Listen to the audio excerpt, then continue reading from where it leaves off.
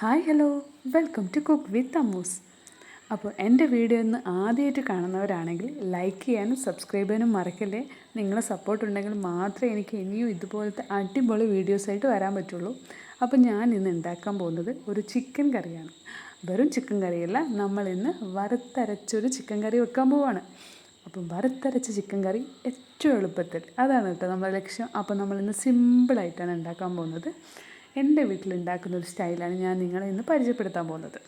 അപ്പം നമ്മൾ കുറച്ച് ചിക്കനാണല്ലോ കേട്ടോ. ചിക്കൻ നന്നായിട്ട് കഴുകിയതിന് ശേഷം ഒരു ബൗളിലേക്ക് മാറ്റിയതിന് ശേഷം മഞ്ഞൾപ്പൊടി, മുളക് പൊടി, മല്ലിപ്പൊടി, അതേപോലെ ചിക്കൻ മസാല, ഉപ്പ് ഇതൊക്കെ ചേർത്ത് നന്നായിട്ടൊന്ന് മിക്സ് ചെയ്തിട്ട് നമുക്കൊന്ന് റെസ്റ്റ് ചെയ്യാൻ വെക്കാം അല്ലേ. ചിക്കൻ ഒന്ന് റെസ്റ്റ് ചെയ്തോട്ടെ. ആ ടൈം കൊണ്ട് നമുക്ക് എന്ത് ചെയ്യാം, നമുക്കൊരു എളുപ്പത്തിന് നമ്മൾ സാധാരണ എന്താ ചെയ്യുക, ഈ സവാള ഒക്കെ അരിഞ്ഞിട്ട് നമ്മൾ വഴറ്റിയതിന് ശേഷം നമ്മൾ തക്കാളിയൊക്കെ ഇട്ട് നന്നായിട്ട് വഴറ്റിയതിന് ശേഷമാണ് നമ്മൾ സാധാരണ ചിക്കൻ കറി വെക്കാറ്. പക്ഷെ നമുക്കിന്ന് ഇതിന് മുന്നേ ഒരു വീഡിയോ ഇട്ടിട്ടുണ്ടായിരുന്നു, ഒരു സവാളക്കറിയുടെ അല്ലേ, കുക്കറിലൊരു സവാളക്കറി. അപ്പോൾ അതേപോലെ നമുക്കിന്ന് കുക്കറിൽ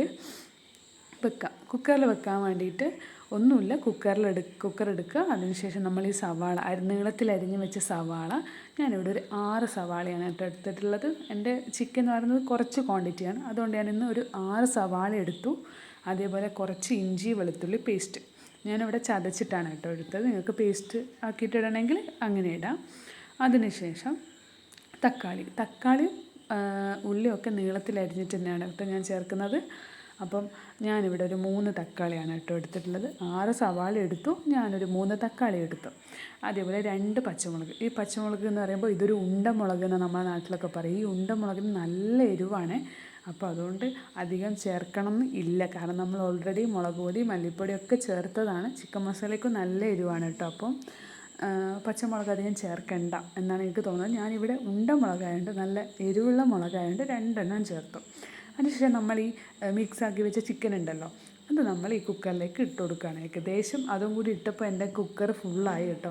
പിന്നെ കുറച്ച് വെളിച്ചെണ്ണയും കൂടി ഒഴിച്ചതിന് ശേഷം നമ്മളിത് അടുപ്പത്ത് വെക്കുക. അടുപ്പിൽ വെച്ചതിന് ശേഷം ശരിക്കും ഞാൻ ആദ്യം പ്ലാൻ ചെയ്യുന്നത് ഒരു വിസിൽ അടിച്ചതിന് ശേഷം തുറന്ന് നോക്കാമെന്നായിരുന്നു. കാരണം ഒരു വിസിൽ മതിയല്ലോ നമ്മൾ ചിക്കന്. പിന്നെ നമ്മളിതിൽ കുറച്ച് ക്വാണ്ടിറ്റി സവാളയും കൂടി ഇട്ടുകൊണ്ട് നമ്മൾ 2 വിസിലടിച്ചു. അതിനുശേഷം അത് മാറ്റി വെക്കാം. എന്നിട്ട് കുറച്ച് തേങ്ങ ചിരവിയിട്ട്, ഈ ചിരവിയ തേങ്ങയും അതേപോലെ വറ്റൽമുളക് കറിവേപ്പിലൊക്കെ കൂടിയിട്ട് നമുക്ക് നന്നായിട്ട് നന്നായിട്ട് റോസ്റ്റ് ചെയ്തെടുക്കുക. നന്നായിട്ട് വാട്ടി അതിൻ്റെ കളറൊക്കെ ഒന്ന് മാറി നല്ല ബ്രൗൺ കളർ വരുന്നവരെ തേങ്ങ നന്നായിട്ടൊന്ന് വറുത്തെടുക്കണം. ആ വറുത്തെടുത്ത തേങ്ങ നമുക്ക് അരച്ച് വെക്കാം. അതിനുശേഷം നമുക്കൊരു ഞാനിവിടെ ഒരു കുറച്ച് നല്ല വായ്വട്ടമുള്ള നല്ലൊരു പാത്രമാണ്, ഉരുളി പോലത്തെ ഒരു പാത്രമാണ് എടുത്തത്. അത് സ്റ്റൗവിലേക്ക് വെച്ചതിന് ശേഷം നമ്മൾ എന്ത് ചെയ്യുക, ഈ കുക്കറിലുള്ള ചിക്കനും സവാളയൊക്കെ അതിലേക്ക് ഇടുക. അതിനുശേഷം ഒന്ന് ഇളക്കിയിട്ട് സവാളയ്ക്ക് ഒന്ന് വേണമെങ്കിൽ അടിച്ചു കൊടുക്കുക കേട്ടോ. അപ്പോൾ അതിലിട്ടതിന് ശേഷം നമുക്ക് ഈ അരപ്പുണ്ടല്ലോ തേങ്ങേൻ്റെ, അതും കൂടി അതിലേക്ക് ചേർത്ത് കൊടുക്കാം.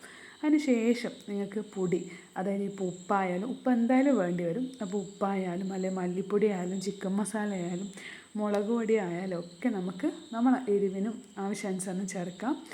എന്താ വെച്ചാൽ നമ്മൾ ആദ്യം ഇട്ടുകൊടുത്ത ക്വാണ്ടിറ്റി അതിപ്പം കറക്റ്റ് ആവണമെന്നില്ല. അപ്പോൾ പ്രത്യേകിച്ച് ചിക്കൻ കറിയൊക്കെ വെക്കുമ്പോൾ എരിവൊക്കെ കുറച്ച് കൂടുതലായാലും കുറച്ചുകൂടി ടേസ്റ്റ് ഉണ്ടാവും. അപ്പോൾ ലാസ്റ്റ് നമ്മളെ വീട്ടിൽ ഈ കുരുമുളക് പൊടിച്ച പൊടി ഉണ്ടായിട്ടില്ല. അപ്പോൾ നമ്മൾ എന്ത് ചെയ്തു, കുറച്ച് കുരുമുളക് എടുത്ത് പൊടിച്ചിട്ടൊന്ന് ചതുക്കിയ പോലെ ആക്കിയിട്ട് അതും കൂടി ലാസ്റ്റ് ഒന്ന് ഇട്ട് കൊടുക്കുന്നുണ്ട്.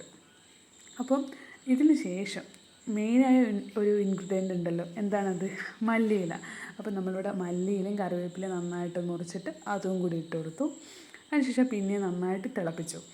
അപ്പം ഇത് നമുക്ക് കുറച്ച് ടൈറ്റായിട്ട് എടുക്കാമെന്ന് വെച്ചിട്ട് നന്നായിട്ട് കുറേ സമയം നമ്മൾ തിളപ്പിച്ചിട്ടാണ് എടുത്തത്. നിങ്ങൾക്ക് കുറച്ച് ലൂസായിട്ട് വേണമെങ്കിൽ ആദ്യം കണ്ട ഒരു പരുവത്തിൽ നമുക്ക് ഓഫ് ചെയ്യാം. അപ്പോൾ എല്ലാവരും ഒന്ന് ട്രൈ ചെയ്യാൻ മറക്കല്ലേ.